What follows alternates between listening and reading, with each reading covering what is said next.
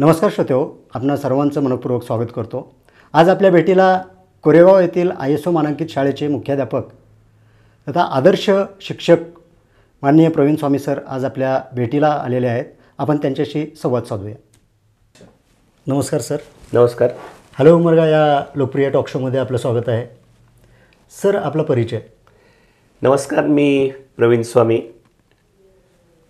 या सध्या कोरेगाव येथील ISO मानांकित शाळेमध्ये मुख्याध्यापक म्हणून काम करतो आहे आणि उमरगा शहरामध्ये स्थायिक झालेलो आहे आणि प्राथमिक शिक्षण शहरातील नामांकित शाळा भारत विद्यालय उमरगा या ठिकाणी झालं। महाविद्यालयीन शिक्षण आपल्याच शहरामध्ये झालं। मधला 1 वर्षाचा काळ लातूरमध्ये काढलो आणि भूकंपानंतर 12वी इथं आणि शासकीय DED कॉलेजमध्ये माझं DED 2 वर्षाचं संपन्न झालं।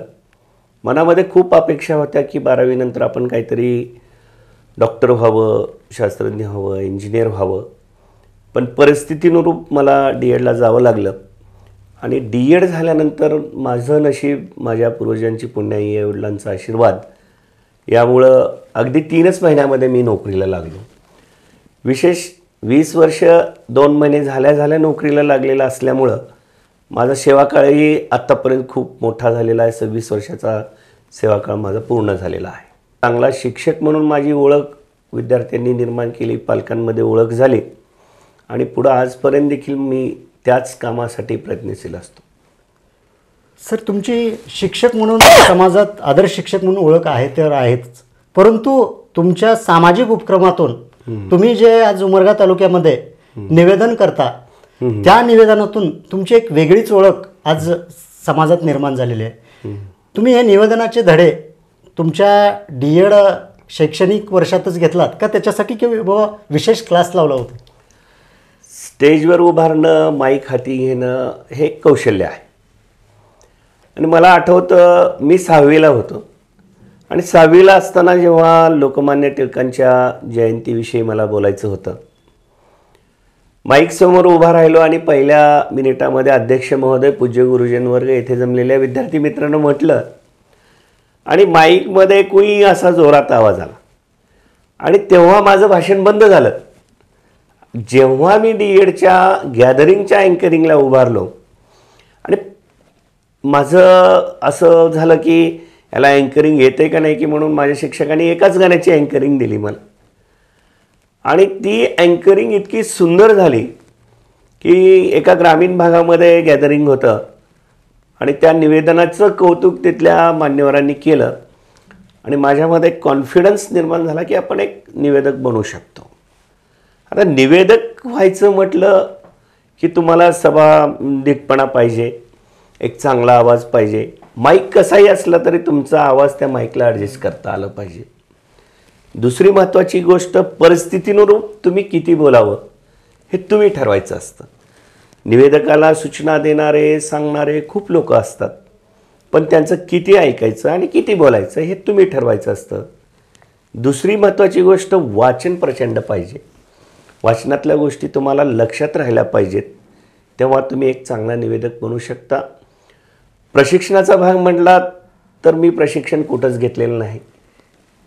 अनेकदा मला निवेदक व्हायचं हा मनात जेव्हा विचार आला तेव्हा चांगल्या व्यक्तींची चांगली भाषणं ऐकली। मला आठवतं मी सगळ्यात पहिलं भाषण ऐकलं होतं वंदनीय हिंदू हृदय सम्राट बाळासाहेब ठाकरे यांचं आणि मला भावलेलं व्यक्तिमत्व ते म्हणता येईल। त्यांच्यानंतर प्रमोदजी महाजन यांचं भाषण, त्यांनी एकदा मुलाखतीमध्ये सांगितलं होतं, तुम्हाला जर 4 लोकांसमोर बोलायचं असेल तर तुम्ही स्वतःचं भाषण स्वतः आरशासमोर उभारून ऐका आणि त्यांचं ते बोलणं मी लक्षात ठेवलं आणि 1-2दा अँकरिंगची प्रॅक्टिस म्हणा किंवा भाषणाची म्हणा किंवा व्याख्यानाची प्रॅक्टिस म्हणा मी आरशासमोर केली। पुन्हा विद्यार्थीच माझे श्रोते झाले। बऱ्याचदा मी माझ्या वर्गात ही प्रॅक्टिस केलेली आहे, त्यामुळं थोडं निवेदनामध्ये सुधारणा झाल्याचं मला लक्षात येतं। सर, तुम्हाला सामाजिक उपक्रमाची देखील खूप आवड आहे। रोज कुठे ना कुठे तुम्ही सामाजिक उपक्रमात कार्यक्रम काहीतरी राबवलेलं आम्हाला वर्तमानपत्रात म्हणा किंवा आमच्या IQ सोशल मीडियाच्या माध्यमातून तुम्ही रोज असताच। बरोबर, एक शिक्षकही आणि आपण सामाजिक उपक्रमातही याची आवड कशी निर्माण झाली? तर मुळात कसं आहे तर प्राथमिक शिक्षक हा उपक्रमशील असला पाहिजे. हा एक महत्त्वाचा मुद्दा आहे. शाळेत अनेक उपक्रम आपण राबवत असतो आणि उपक्रम राबवत असताना पालक तुमच्या संपर्कात असले पाहिजेत. आणि जेव्हा पालक संपर्कात येतात तेव्हा समाज संपर्कात येतो. आणि याच्या माध्यमातून मला मुळं गावी असताना अनेक कार्यक्रमांमध्ये बोलण्याची संधी मिळाली, सामाजिक कार्यामध्ये सहभागी होण्याचा संबंध आला. तिथं आदरणीय दादा असतील, बाबा असतील किंवा त्या परिवारातले लोक असतील, अनेक कार्यक्रम घ्यायचे आणि मला त्या कार्यक्रमाच्या माध्यमातून त्यांनी संधी दिली, समाजसेवामध्ये सहभागी करून घेतलं. आणि पुढं असं झालं की रोटरीसारख्या आंतरराष्ट्रीय सामाजिक संस्थेमध्ये मला काम करायला मिळालं. आणि आदरणीय डॉक्टर दीपक पोपळे असतील किंवा माझे रोटरीमधले वरिष्ठ कैलासवासी डॉक्टर डिगीकर साहेब असतील, कैलासवासी डॉक्टर नितीन लोहारेकर असतील, सध्या नितीन होळे किंवा संजय देशमुख ही मित्रमंडळी असेल, ही नेहमीच मला रोटरीमध्ये प्रोत्साहित केली. सामाजिक उपक्रमामध्ये काम करायला मोठी अडचण कधीच नसते. समाजामध्ये देणाऱ्याचे हात हजारो असतात, पण मागणाऱ्याचं तोंड कमी पडत असतं. रोटरी ही लोकांकडून फंड गोळा करते, आमचा काही फंड असतो आणि सामाजिक कार्यामध्ये आपण तो वापरत असतो. एकदा एका सामाजिक कामामध्ये तुम्हाला यश आलं की तुम्ही दुसऱ्या कामामध्ये तयार होता. आता कालच्या रामलल्ला प्रतिष्ठापनेच्या दिवसामध्ये देशभरामध्ये इतका मोठा उत्सव झाला. तो एक सामाजिक आणि धार्मिक उत्सव होता आणि तिथं काम करायला कोणाचं प्रोत्साहन लागणार नाही, आपसुकच आपण तिथं मध्ये गेलो. आणि वैयक्तिक जेव्हा सामाजिक उपक्रम करता, आता 2 वर्षापासून आपण धर्माचं सामाजिक काम करतो, म्हणजे वैयक्तिक लिंगायत धर्माचं सामाजिक काम करतो. धर्मजागरणाचं एक बसवरत्न पुरस्कार सोहळ्याच्या माध्यमातून आपल्या जिल्हाभरातील किंवा आपल्या परिसरातील लिंगायत धर्मीय लोक एकत्रित आणण्याचा प्रयत्न केला. आणि हे काम करत असताना कोणाचा तरी पाठीवर हात पाहिजे, मार्गदर्शन पाहिजे, आईवडिलांचा आशीर्वाद पाहिजे आणि त्याच्यामुळं ते तुमचं काम असं उठून दिसतं आणि तुम्ही यशस्वी होता त्या कामामध्ये. सर, तुम्ही रोटरीसारख्या आंतरराष्ट्रीय संस्थेमध्ये काम केलं, संघटनेमध्ये काम केलं आणि उमरगा तालुक्याच्या अध्यक्षपदी देखील तुम्ही होतात. बरोबर की बाबा आपण रोटरीमध्ये जावं, रोटरीचे काय कार्य जाणून घ्यावं. रोटरीमध्ये तुम्ही स्वतःहून गेलात की तुम्हाला की रोटरीमध्ये कुणी यायला भाग पडलं की बाबा रोटरी चांगली संस्था आहे आणि रोटरीत आपण काम करावं. तर रोटरी ही तशी जगामध्ये जवळपास 250 देशामध्ये काम करते. पण त्याचं वैशिष्ट्य असं आहे, तुम्ही ₹1 जर रोटरीला देत असाल तर त्यातले 99 पैसे रोटरी समाजकार्यावर खर्च करते. आणि जेव्हा पल्स पोलिओ अभियान आलं त्यावेळेस मला वाचनात आलं की याचं जे फंडिंग आहे लसीसाठी ते रोटरी करते. आणि अनेक उपक्रम डॉक्टर पोपळे साहेब असतील, डिगीकर साहेब असतील, हे त्या काळामध्ये राबवत होते.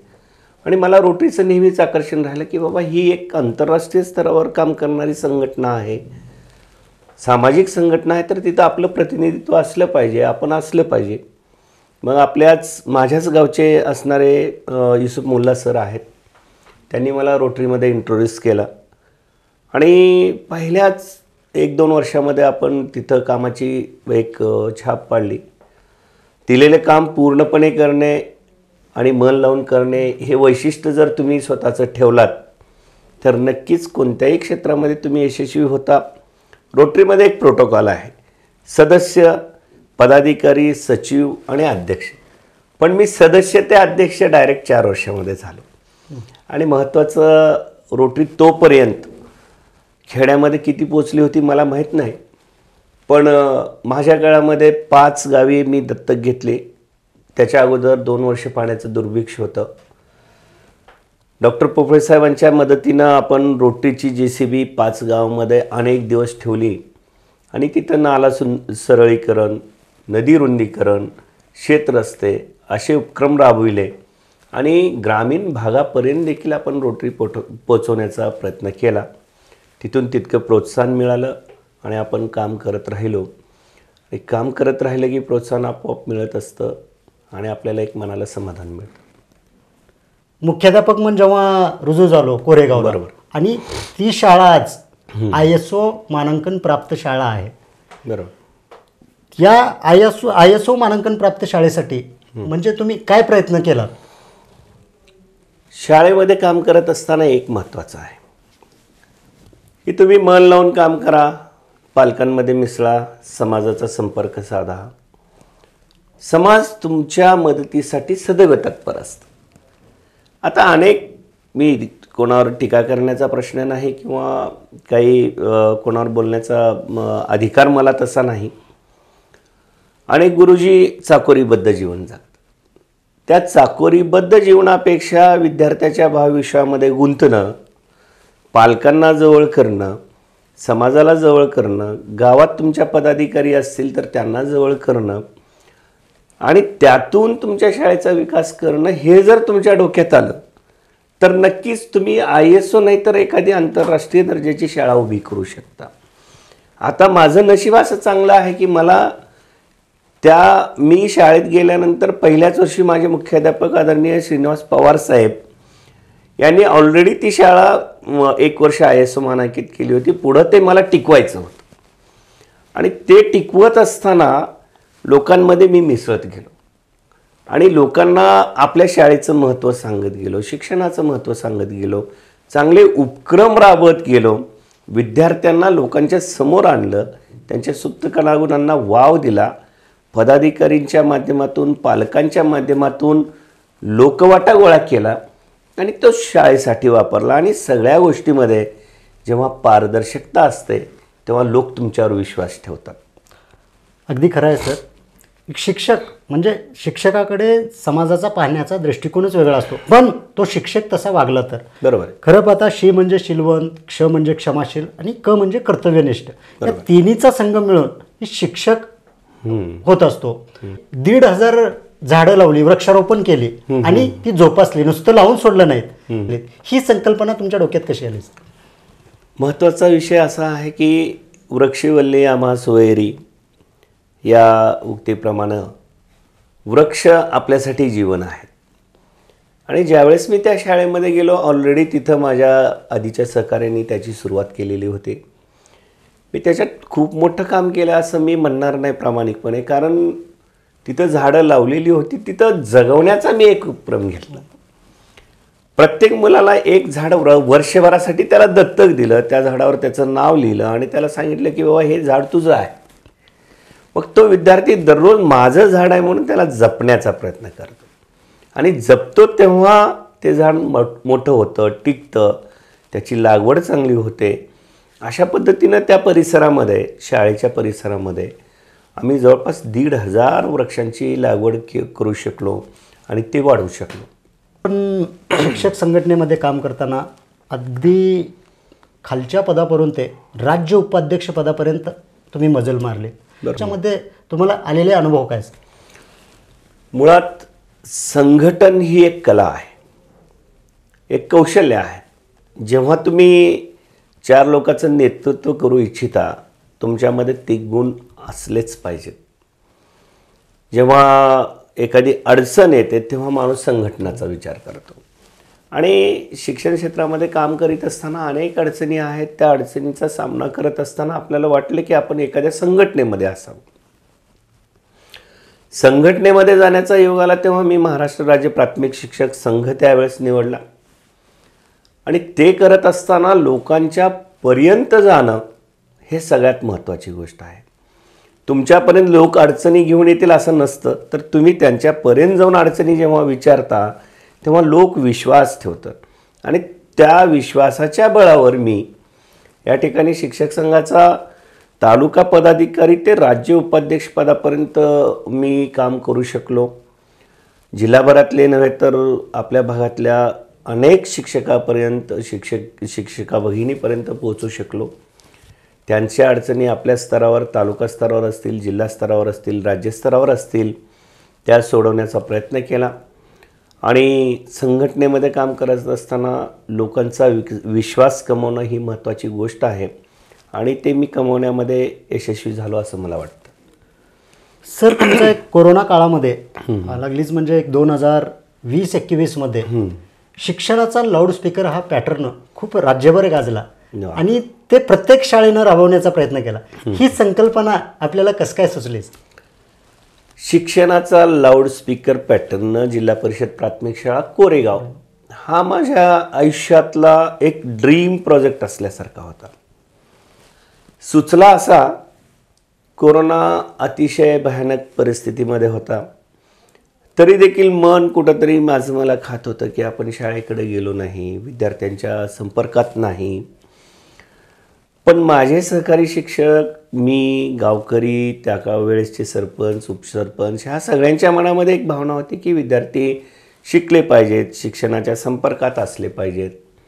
लक्षात आलं की अनेक दिवस मंदिरावरचा स्पीकर बंद आहे आणि त्या स्पीकरचा वापर करावा असं माझ्या डोक्यात आलं. सगळे नियम पाळून कसं वापर करता येईल हा विचार मी केला. सरपंचांना, जे आदरणीय संजय पाटील सरपंच होते, माझ्या मनातला त्यांना विचार सांगितला की आपण मंदिरावरचा स्पीकर वापरून शाळेत शिकूया. सरपंचांनी आश्चर्य व्यक्त केलं की बाबा असं कसं शक्य आहे. हे त्यांना माझा पूर्ण प्लॅन सांगितला. आम्ही मंदिरामध्ये सोशल डिस्टन्स ठेवून बसू, गावोगावी काही ठिकाणी, महत्त्वाच्या ठिकाणी डिजिटल्स लावू, याच्यामध्ये शैक्षणिक चार्ट असतील, पुस्तकं विद्यार्थ्यांना वाटू आणि मंदिरात बसून आपण त्यांना प्रायमरी स्टेजचं जे नॉलेज लागतं, जे गाणे असतील, पाढे असतील, काही धडे असतील, काही गणिती क्रिया असतील, सोप्या त्या मंदिरातल्या माईकवरून सांगू आणि गावभर ती मुलं ऐकतील आणि घरात बसून अभ्यास करतील, असा एक विचार डोक्यात आला. आणि अगदी काही दिवसातच गावकऱ्यांच्या मदतीनं मी शिक्षणाचा लाऊडस्पीकर पॅटर्न सलग 3 महिने त्या गावामध्ये राबवला. आणि इतकं चांगला अनुभव होता की राज्यातल्या अनेक लीडिंग चॅनलने त्याची दखल घेतली आणि राज्यातल्या अनेक शाळांनी तो उपक्रम राबवला. महत्त्वाची गोष्ट माझ्यासाठी तो एक सन्मान माझ्या जिल्हा परिषदेने, माननीय कलेक्टर साहेबांनी आणि मुख्य कार्यकारी अधिकाऱ्यांनी त्या पॅटर्नबद्दल केला. आमच्या शाळेचं कौतुक केलं आणि त्या उपक्रमाची नोंद राज्याने घेतली. राज्य म्हणजे SCRTने घेतली आणि तो राज्यभरामध्ये प्रसारित झाला. काही लोकांचे मला फोन आले की सर आम्ही आमच्या गावामध्ये केलो आहोत. तेव्हा आत्मिक समाधान मला लाभलं. अनेक संघटनाचे आदर्श शिक्षक पुरस्कार भेटले, परंतु जेव्हा आपल्याला एक महाराष्ट्र शासनाचा आदर्श पुरस्कार भेटतो, त्या कार्याची आपली दखल घेतली गेली, आपल्याला कसं वाटलं? ज्यावेळेस मी तालुका पुरस्कार मला दिला गेला, माझा परिवार आनंदित झाला. पुन्हा मी 2 वर्षांना जिल्हा पुरस्कारासाठी प्रयत्न केला आणि माझं गुणांकन छान झालं आणि विद्यार्थ्यांच्या कृपा आशीर्वादानं, आईवडिलांच्या आशीर्वादानं आणि वरिष्ठांच्या मार्गदर्शनानं मला 2014 साली जिल्हा परिषदेचा जिल्हा शिक्षक पुरस्कार मिळाला. आणि त्याचा आनंद तर काय, म्हणजे खूप चांगला एक अनुभव होता. आदर्श शिक्षक ही एक जरी तुमच्यामधल्या आदर्शत्वाची जाणीव करून देत असली तरी कामाची जबाबदारी तिथून पुढं खूप वाढते.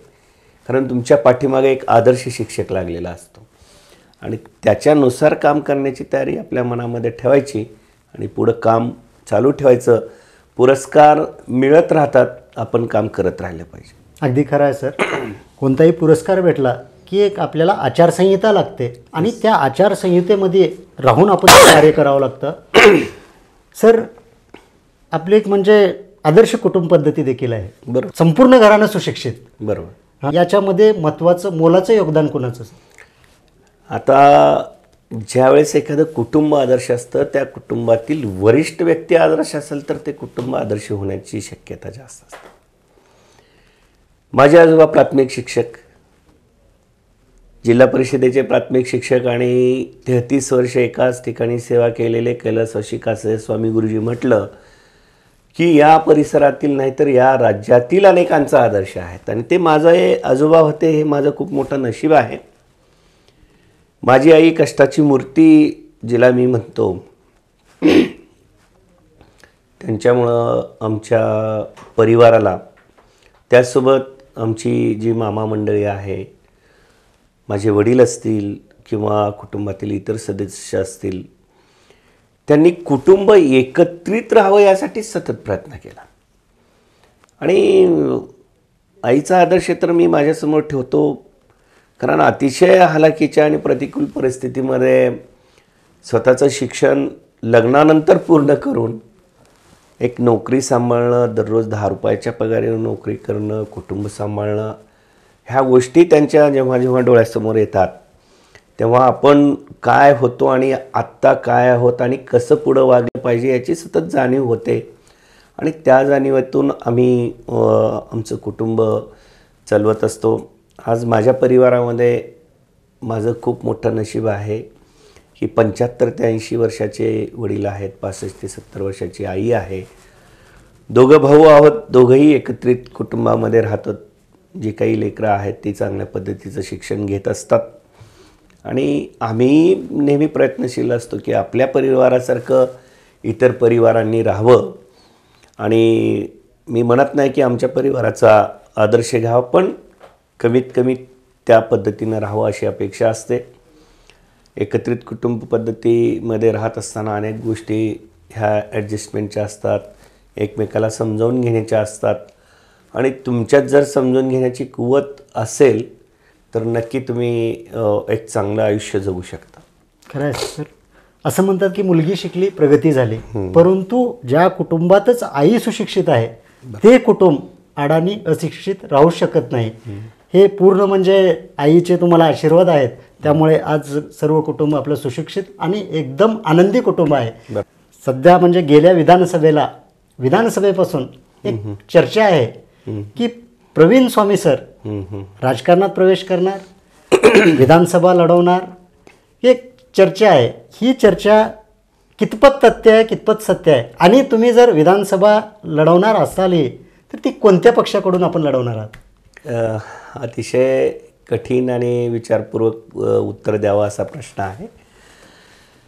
याचं असं आहे की राजकीय व्यक्ती ह्या सगळ्याच व्यक्ती माझ्या अतिशय जवळच्या आहेत, मैत्रीपूर्ण नात्यातल्या आहेत. लोकांना वाटतं की हा ह्या व्यक्तीच्या जवळ आहे, तो त्या व्यक्तीच्या जवळ आहे, पण राजकारणात जाणं हे कितपत योग्य आहे हा निर्णय अतिशय महत्त्वाचा आहे.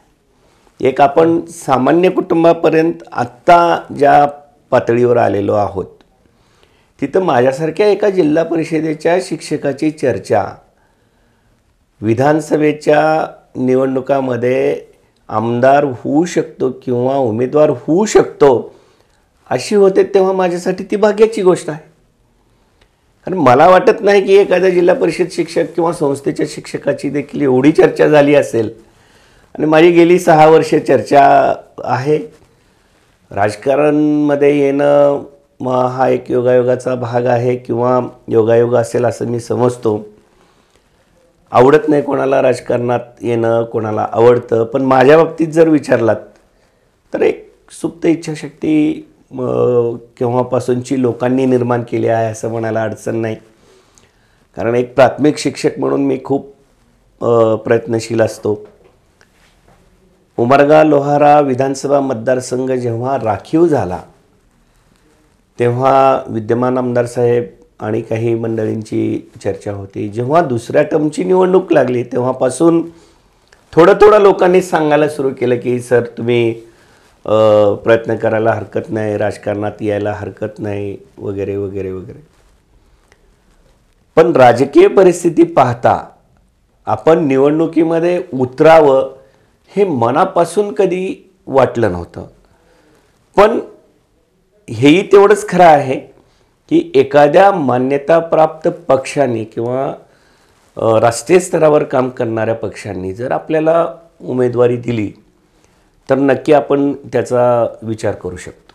नक्कीच सर. कारण राजकारण म्हटलं की एक लोकांचा दृष्टिकोन वेगळाच असतो राजकारणाकडे बघायचा, की बाबा राजकारण हे एक शिक्षक माणसानं राजकारणात यावं, काही लोकांना वाटतं यावं, परंतु आलं तरी खूप चांगलं आहे. एक शिक्षक आहे, समाजाला दिशा देणार आहे. कारण डॉक्टर सर्वपल्ली राधाकृष्णन देशाच्या उपराष्ट्रपती पदापर्यंत मजल मारू शकतात, बरोबर आहे. तर एखादा शिक्षक विधानसभा लोकसभा का जाऊ शकत नाही? कारण इतिहास पण आहे. कारण माझी खासदार प्राध्यापक रवींद्रजी गायकवाड सर, ते पण सर होते. तसेच उमरगा लोहाराचे आमदार ज्ञानराजजी चौगुले साहेब, ते पण शिक्षकच होते. आणि एक लक फॅक्टर आहे या तालुक्याला, शिक्षकांना लक फॅक्टर आहे. बरोबर. परंतु तुम्ही आलात तरी कोणत्या, आता तुमच्या सगळ्या पक्षाशी घनिष्ठ संबंध, मैत्रीचे संबंध आम्ही कार्यक्रमातून बघतो.